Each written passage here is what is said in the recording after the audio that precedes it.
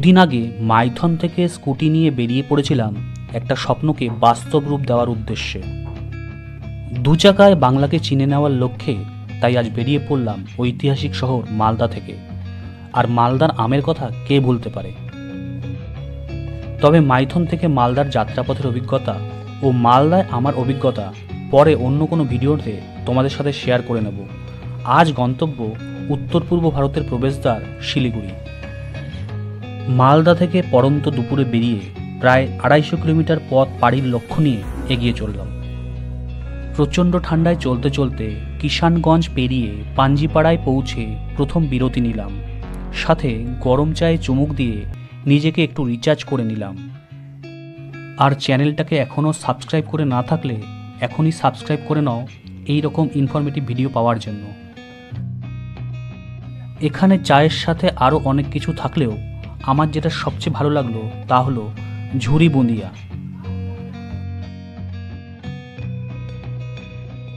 শিলিগুড়ি যাওয়ার পথে 27 নম্বর জাতীয় সড়কের পাশে পাঞ্জিপাড়া কালীবাড়ি মন্দিরের ঠিক আগে চৌহান সুইটস জল খাওয়ার জন্য সত্যি আদর্শ। আমি এখন আছি ইসলামপুর বাইপাসের এখানে।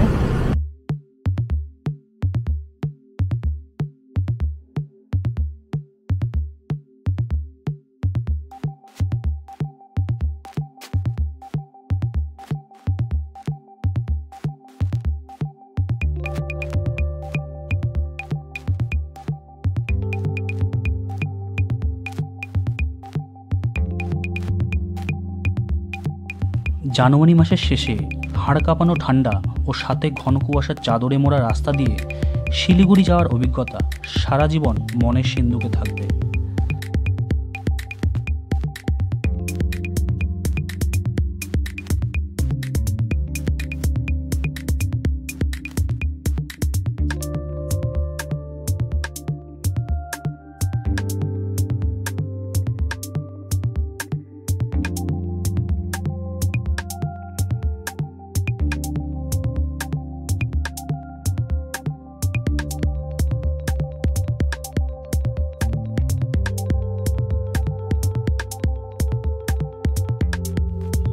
ঘন কুয়াশার গভীরতা এত বেশি ছিল যে কখনো কখনো দৃশ্যমানতা 10 ফুটের নিচে নেমে এসেছিল। তবে আমার মতে এই রকম রিস্ক না নেওয়াই ভালো। তবে নিতে বাধ্য হলে তা পূরণের স্বাদই আলাদা।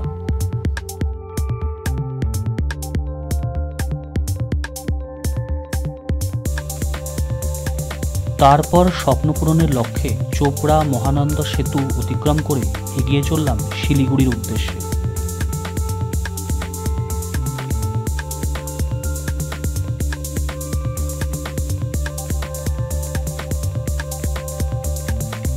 এখন আছি বালাসন ব্রিজের উপরে। বালাসন নদীর উপরে যে ব্রিজ, সেই ব্রিজের উপরে আমি আছি।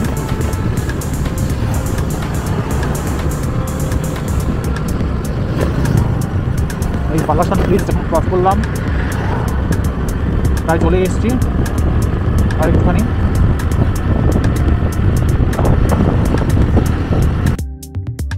অবশেষে শিলিগুড়িতে আজ রাতের আস্তানায় পৌঁছে গেলাম রাত 10টার পরে। স্কুটি পার্কিং করে দিয়েছি। চলো তোমাদের একটু হোটেলটা ঘুরিয়ে দেখাই। তবে হোটেলের ফুল রিভিউ কাল সকালে।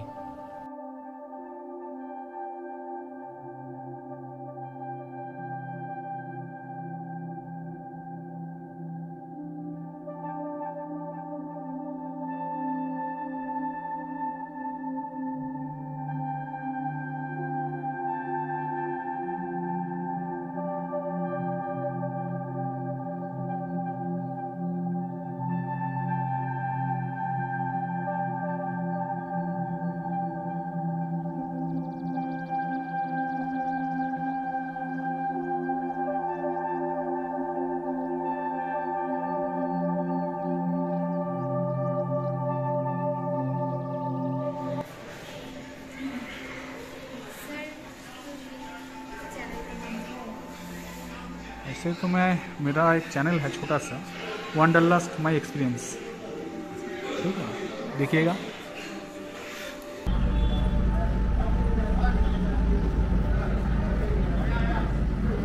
এই হলো হোটেল সালুজা। এখানে সুন্দর একটা ওয়াল পেন্টিং স্কাল্পচার যাই বলো আছে।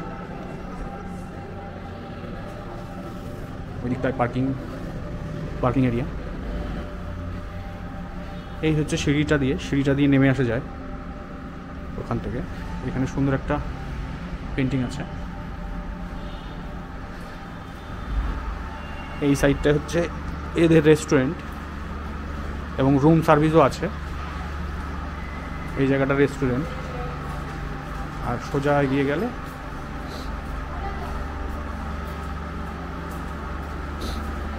এখানে রেস্টুরেন্ট।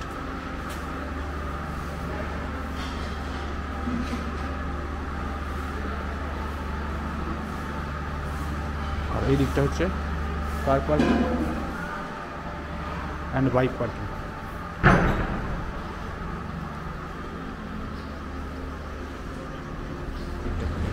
ঢুকেই রিসেপশন, আর তার বাঁ দিকেই সুন্দর বসার জায়গা করা আছে। এখানে নিউজ পেপার আছে, খুব সুন্দর ক্যান্ডেলস। এবার দেখে নেব হোস্টেল রুমটা কেমন। এই হচ্ছে হোস্টেল রুমের করিডোর। তোমরা দেখতে পাচ্ছ দুপাশে অনেক রুম আছে, অজস্র রুম। এই হোটেলে মোট 100টি রুম আছে। তার মধ্যে কিছু রুম রিনোভেশনের কাজ চলছে। এখন অ্যাভেলেবেল রুম হচ্ছে 64। এই হোস্টেল রুমের করিডোর থেকে সোজা আসলেই এই হচ্ছে কমন বাথরুম, স্নানঘর। এটাও বাথরুম। এইখানে আছে ওয়েস্টার্ন টয়লেট, আর এইখানে আছে ইন্ডিয়ান টয়লেট। এগুলো হচ্ছে common area, common bathroom, common toilet. এই হচ্ছে এটাও হোস্টেল রুম। তো এইদিকে সিঁড়ি, আর এই হচ্ছে নিচের পার্কিং এরিয়া।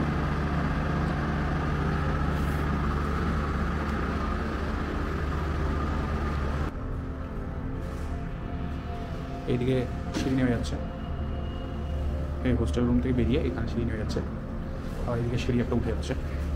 এই দিকটা গেলেই লিফট।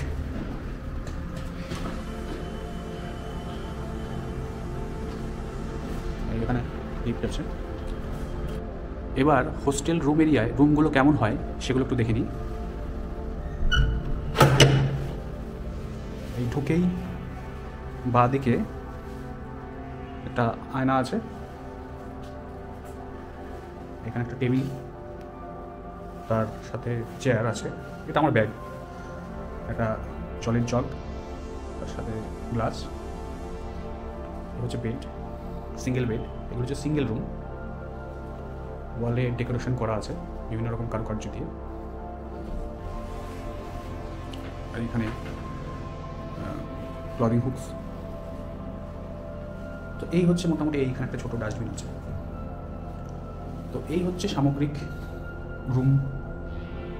একটা ছোট রুম, এর সাথে কোনো বাথরুম নেই। বাথরুম হচ্ছে common bathroom, but common bathroom হলো একটা ভালো জিনিস যে ওই বাথরুম রেগুলারলি 2বার করে পরিষ্কার করা হয়, তাই নিট অ্যান্ড ক্লিন থাকে। এখানে ইন্টারকম আছে এবং এখানে হেল্পলাইন বিভিন্ন রকম নাম্বার দেওয়া আছে, রিসেপশন, হাউসকিপিং, রুম ডাইনিংয়ের। এবং এর সাথে এক্সট্রা যদি তোমরা কিছু অর্ডার করতে চাও সেগুলোরও একটা প্রাইস দেওয়া আছে। তো ছোটোর মধ্যে এটা নন এসি রুম, ছোটোর মধ্যে পরিষ্কার পরিচ্ছন্ন। এই হোটেলের অন্য কিছু রুমের তথ্য স্ক্রিনে দিয়ে দিলাম।